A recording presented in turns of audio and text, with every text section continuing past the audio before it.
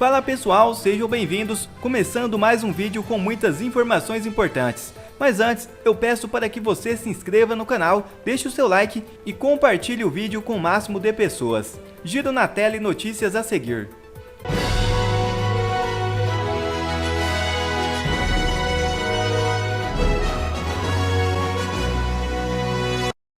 Senador Eduardo Girão enquadra a ministra do STF, Carmen Lúcia, em comissão recém-criada em defesa da democracia. Veja o vídeo. A vinda da senhora que é muito importante. E eu quero lhe fazer um apelo justamente sobre aquela reunião, né? Nós estamos aqui fazendo um debate sobre democracia e equilíbrio entre poderes. Eu sou um parlamentar, ministra, que vou nas praças, né? Vou nos mercados, converso com pessoas de direita, de esquerda, gosto de dialogar, eu acho que é esse o papel. E eu estou vendo a população, até a fala do presidente Rodrigo Pacheco estava apavorada. Eu estou lhe dizendo a voz de 80% dos brasileiros, pode ter certeza. Segundo as pesquisas dos grandes institutos de opinião, forma de pesquisa de opinião, que é sobre a questão da descriminalização do porte de drogas. Que eu sei que isso está em pauta lá no Supremo Tribunal Federal, mas eu queria lhe fazer um apelo pelo equilíbrio entre os poderes. Nós votamos essa matéria em 13 anos, 2 vezes. Uma no governo Lula, foi aprovada, e outra no governo anterior do Bolsonaro, em 2019, que eu, o presidente Rodrigo Pacheco, a senadora Elisiane Gama, pudemos votar e aprovamos novamente a matéria. Então, nós fomos eleitos para isso. É uma coisa que mexe muito com a população. Eu visitei países e quero ter a oportunidade também de conversar com a senhora. Vamos fazer um debate amanhã aqui no Senado Federal, reunindo senadores e especialistas. Com relação a essa questão lá da constitucionalidade do artigo 28. Então, o apelo que eu lhe faço, se é para julgar a constitucionalidade, ok, mas legislar, né, eu acho que é uma atividade que nós fomos eleitos em respeito à democracia. Eu faço esse apelo à senhora, porque é um assunto de valores e princípios do povo brasileiro, que eu sei que a senhora tem. Muito obrigada. Já outra matéria na tela. Deputado enquadra Stedley e aponta os crimes nefastos cometidos pelo MST. Veja o vídeo. O senhor não tem a mínima ideia. O senhor acabou de falar num podcast sobre várias penalidades e o senhor vem aqui falar nessa CPI que o senhor não tem a mínima ideia. Fale a verdade, seu João Pedro Stedley. O que vocês fazem com os membros que não pagam a caixinha? Responde. O que eu respondi no podcast. Cada assembleia tem autonomia para definir qual é a pena que vão dar. E eu não tenho conhecimento de penas em função porque as pessoas não contribuíram para resolver uma necessidade do acampamento. Em geral, isso eu acho que é até relativizado, porque as condições de cada acampado são muito diferentes. Relator, eu peço que conste no relatório que o depoente confessou aqui e no vídeo crime de extorsão por parte do MST contra seus membros. Quando ele relata que o membro é obrigado a depositar dinheiro na caixinha coletiva. Artigo 158 do Código Penal. Eu peço, relator, senhor Ricardo Salles, que o senhor conste no relatório esse crime. Outra coisa, senhor relator, eu peço também que o senhor conste no relatório o crime de constituição de milícia, quando o depoente afirma que criam leis que penalizam o povo, os membros lá, caso quebre o código de conduta dentro dos assentamentos. Isso é constituição de milícia, artigo 288-A do Código Penal. E peço ainda que conste no relatório o crime de associação criminosa, visto que há um modus operandi igual, idêntico em todos os acampamentos para cometer crime nas invasões Brasil afora e contra os membros do próprio MST. Outra notícia já na tela. Rogério Marinho obtém vitória na justiça do RN e juiz cancela a cassação de seu mandato. É isso mesmo.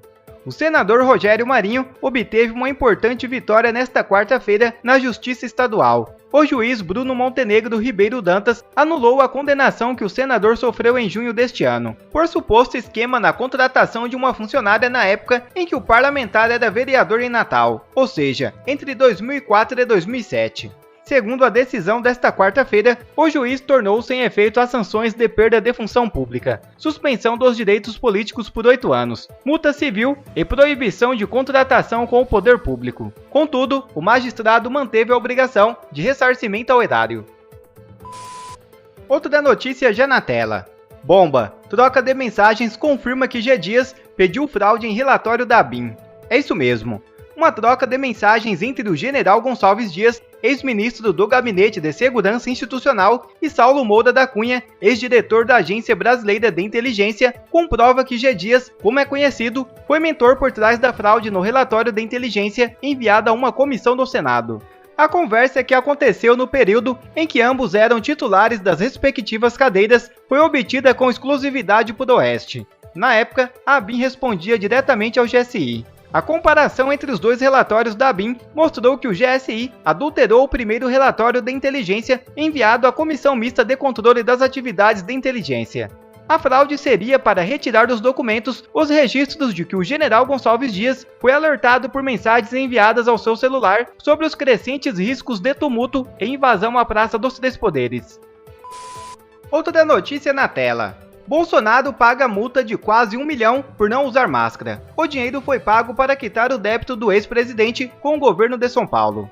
O ex-presidente Jair Bolsonaro esteve em uma agência do Banco do Brasil, em Brasília, para quitar o débito com o governo do estado de São Paulo, por não usar máscara durante a pandemia. O político participou de um ato na Avenida Paulista em 7 de setembro de 2021 e o então governador João Dória aplicou uma multa contra ele por desrespeitar o uso obrigatório do equipamento de proteção contra a Covid-19. No total, Bolsonaro quitou o valor de R$ 913.336,08 em multa. Para honrar com esta dívida, o ex-chefe do executivo contou com o apoio de milhares de brasileiros que aderiram a uma vaquinha virtual. Com isso, o político conseguiu receber mais de 17 milhões de doações. Deputado federal Gustavo Gayer rasga o verbo na tribuna da Câmara dos Deputados. Infelizmente, a realidade é que o Brasil é um trem descarrilhado rumo ao precipício. Veja o vídeo. Imagine um trem em alta velocidade, completamente descontrolado, indo em direção a um precipício e não há a menor possibilidade de ser parado. Nenhuma pessoa em sã consciência correria para poder pular dentro dos vagões desse trem, sabendo que o fim dessa locomotiva será uma tragédia. Mas aparentemente não é isso que nossos colegas aqui do parlamento. Nós estamos testemunhando o pior governo da história, isso a gente fala sem medo algum. Os fatos comprovam isso, os números comprovam. Até esse momento, um governo que já conseguiu produzir um déficit de 77 bilhões de reais, e há uma estimativa de que o déficit, se o governo chegar até o final do mandato, chega a 400 bilhões de reais. Nós temos aí uma coisa inédita acontecendo desde 1984, curioso essa data, né? George Orwell, 1984. 11 quedas da Bolsa de Valores consecutivas, isso porque o povo está tirando o dinheiro do Brasil, ninguém acredita mais na nossa economia. O recorde de retirada em um mês, foi no mês passado, de 380 bilhões de reais, que foram retirados do Brasil e colocados em outros países, porque quem tem o mínimo de noção, o mínimo de esclarecimento, percebe que o Brasil é hoje um trem prestes a ser descarrilhado e cair num precipício. Mas o que me espanta, colegas, é a quantidade de líderes de partidos correndo para pular dentro desses vagões, só para poder sentar na janela. De que adianta sentar na janela de um vagão que vai se esborrachar no chão? Só que o problema não é só isso, é que a família desses líderes de partidos também estão dentro desses vagões. Os amigos, os familiares, os entes queridos também estão dentro desses vagões em alta velocidade, rumo a um precipício. Mas tudo isso para poder sentar numa janela, com o ministério, cargos de segundo escalão e distribuir emendas. Será que vale a pena, colegas? Será que está difícil perceber que qualquer pessoa que se aproxime desse governo vai estar destruindo a sua carreira política? E é uma questão de tempo. Os números não mentem. Desemprego aumentando, a inflação aumentando, a criminalidade passando pelo teto. Nós temos aí crises após crises, mas tudo para sentar na janela. Não importa que todo mundo que está ali dentro sofrerá uma tragédia. A gente está vendo partidos que nós acreditávamos que tinham um pingo de noção, de consciência, virando base desse governo. E não pensem que o povo brasileiro vai deixar isso passar despercebido, porque a imprensa pode não divulgar, mas hoje a internet divulga. As pessoas estão revoltadas pelo fato de terem votado em representantes eleitos que agora estão se filiando a uma facção criminosa. Que é isso que esse governo é? Uma facção criminosa, inquestionavelmente. É um crime organizado, tão organizado, que tem até o seu próprio judiciário. E para calar a boca das pessoas que vêm aqui e se atrevem a falar a verdade, eles querem aprovar agora o PL 2370, que basicamente vai tornar o ambiente brasileiro tão hostil às redes sociais, que elas fugirão do Brasil. E aí será um resultado do PT. Aí eu digo, faz o L. Se o 2370 for aprovado, Meta, Facebook, o seu Instagram, que você pode estar me assistindo agora, o YouTube, TikTok, vai embora do Brasil. E aí a gente vê pessoas de partidos de centro-direita votando a favor, manipulando o sistema para apoiar esse IPL.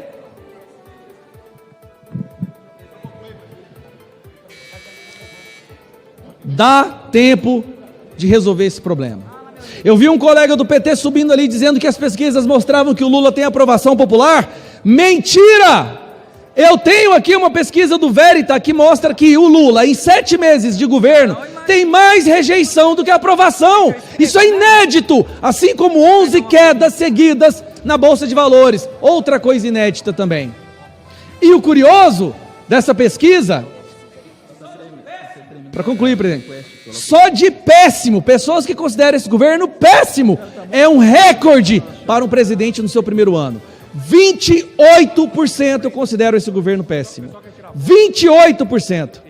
Ruim e péssimo, 42%. E desaprova, 51%. Como isso é possível ver tanta gente tentando pular dentro desse vagão, desse trem que está indo em direção a uma tragédia? Não há cargo de segundo escalão, não há emenda e não há ministério que vai salvar a sua dignidade, a sua honra, a sua história política e principalmente a sua família.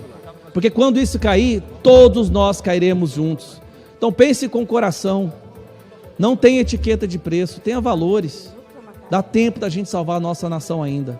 E é isso que os nossos filhos esperam de nós. Obrigado, presidente. Bom, quer receber mais conteúdos como esse? Então inscreva-se agora mesmo no canal, deixe o seu like e compartilhe o vídeo com o máximo de pessoas. Assim você vai estar me ajudando demais. Fico por aqui, um forte abraço e que Deus abençoe a todos. Brasil acima de tudo e Deus acima de todos.